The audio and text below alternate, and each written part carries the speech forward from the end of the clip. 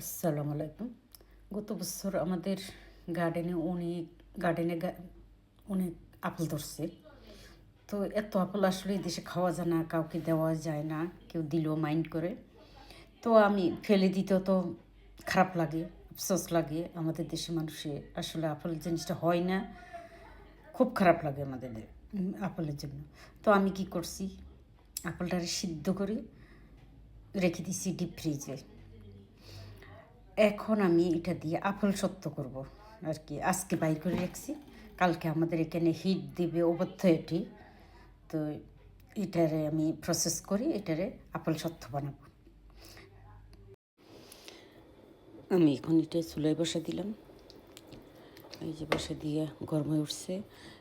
1 table চামচ গরম মশলা গুঁড়া দিয়ে দিছি, আর 5 টেবিল স্পুন হইব ব্রাউন সুগার দিয়ে দিছি একটু মিষ্টির জন্য।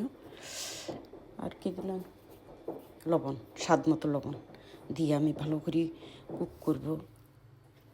ও আরেকটা জিনিস দিছি, ভিনেগার দিছি, একটু ভিনেগার দিছি প্রায় 5 টেবিল চামচ হবে। তো 5 টেবিল চামচ ভিনেগার দিছি এই জন্য যে এটা যেন ফ্রিজের কোনো নষ্ট না হয়, যদিও থাকে এই আর কি, প্রিজার্ভ করার জন্য।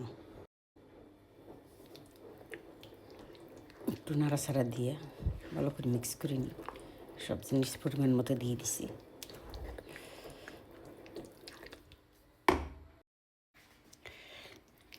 প্রায় টেনে আসছে,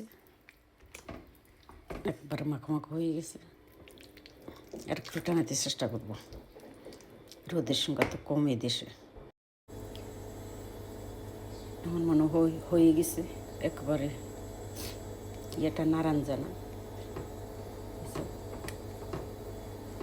আমি এখন চুলার আঁচ বন্ধ করে দেব, দিয়ে তারপরে এটা দিয়া ছাঁকনি দিয়ে ছাঁকবো, বসে বসে ছাঁকি, তারপরে শুকার দিব। কীভাবে শুকার দিয়ে দেখাবো। আমি এগুলা দিয়ে একটা ছাঁকনির সাহায্যে এগুলো ছানতেছি। তারপরে এই যে এখানে বেকিং কাগজ আর কি, এটা বেকিং কাগজ দিয়া তারপরে একটা ডালার মধ্যে দিছি। এখন এটারে আস্তে আমসত্বর মতো এটারে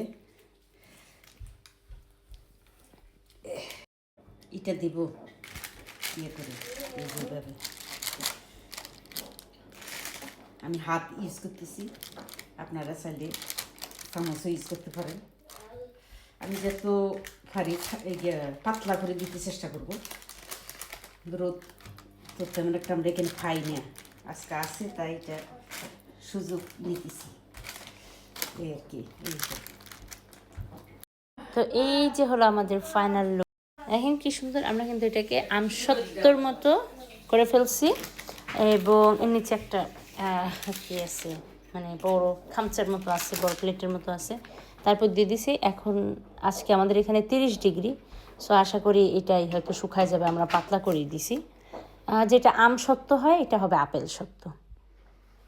ওকে, আল্লাহ হাফেজ।